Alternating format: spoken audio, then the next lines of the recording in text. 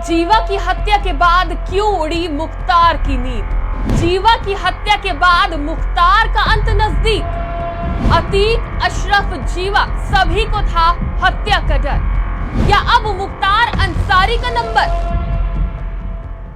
कृष्णानंद राय हत्याकांड के मुख्य आरोपी कुख्यात संजीव माहेश्वरी उर्फ जीवा ही ऐसा गिरोहबाज था जो अंडरवर्ल्ड डॉन मुख्तार अंसारी का सबसे करीबी और आखिरी ब्रह्मास्त्र था, जो मुख्तार अंसारी के लिए जेल में रहते हुए भी उसके साम्राज्य को कायम रखा था और अपराध जगत में बड़े उलटफेर कर सकता था।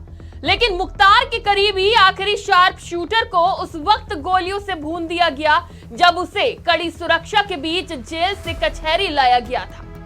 अगर शतरंज की भाषा में कहें तो जीवा ही मुख्तार के अभेद किले का वजीर था, जो किलेबंदी से लेकर हर बाजी को जीतने की हिम्मत रखता था, जिसके मरते ही खेल खत्म हो गया।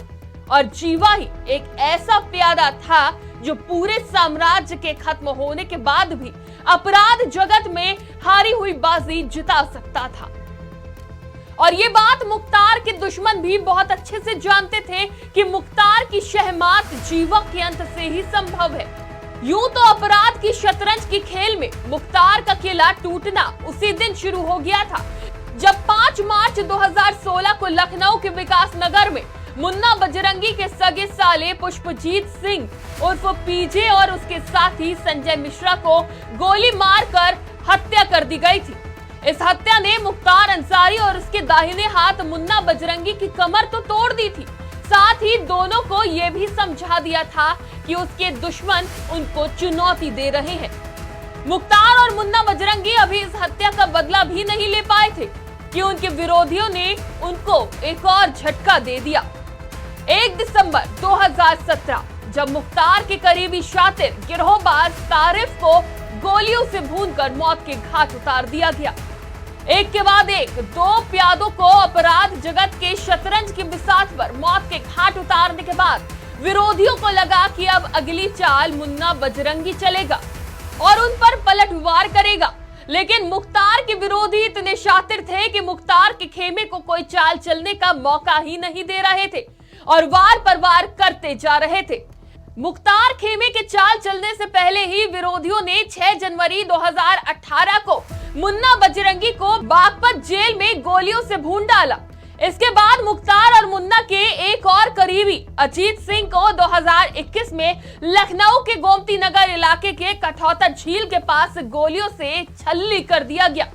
विरोधियों ने एक एक कर सारे मोहरों को खेल से बाहर तो कर ही दिया था और जीवा को भी मौत का डर बना हुआ था, जिसे बीते दिन कोर्ट के अंदर जज के सामने सुनवाई के दौरान गोलियों से भून दिया गया। यानी सारे मोहरों के बाद अब मुख्तार का वजीर भी मारा गया, या यूं कहें अंडरवर्ल्ड डॉन मुख्तार अंसारी जिस सेना के बल पर अपराध जगत पर राज करता था, वो सभी काल के गाल में समा गए और मुख्तार की तरकश का आखिरी तीर, या यूं कहे ब्रह्मास्त्र, जो मुख्तार के लिए किसी की जान ले भी सकता था और खुद की जान दे भी सकता था, मुख्तार का वो दाहिना हाथ संजीव जीवा भी अब काट दिया गया। तो मुख्तार को नींद कैसे आती? वो पूरी रात बेचैन रहा, कभी साम्राज्य तो कभी अपनी जान का डर उसे सताता रहा। अब सवाल ये उठ रहा है कि अतीक, अशरफ फिर जीवा की दिन दहाड़े हत्या के बाद क्या मुख्तार अंसारी का नंबर है? जान का खतरा तो कई बार जता चुका है मुख्तार अंसारी, इसीलिए अब उसकी वर्चुअल पेशी कराई जाती है। लेकिन क्या इस डर से कभी वो जेल से बाहर नहीं निकलेगा, या बाहर आते ही बरसेगी मुख्तार पर गोलियां? पर एक सवाल ये भी है कि पुलिस क्या कर रही थी? मुमकिन कैसे हो जाता है अपराधियों का सुरक्षा घेरा तोड़कर हत्या को अंजाम देना?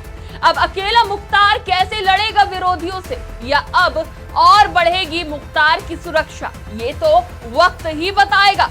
ऐसे कई सवाल हैं जिनका जवाब सभी ढूंढ रहे हैं। आज की खबर के लिए शिखा मेहरोत्रा की रिपोर्ट।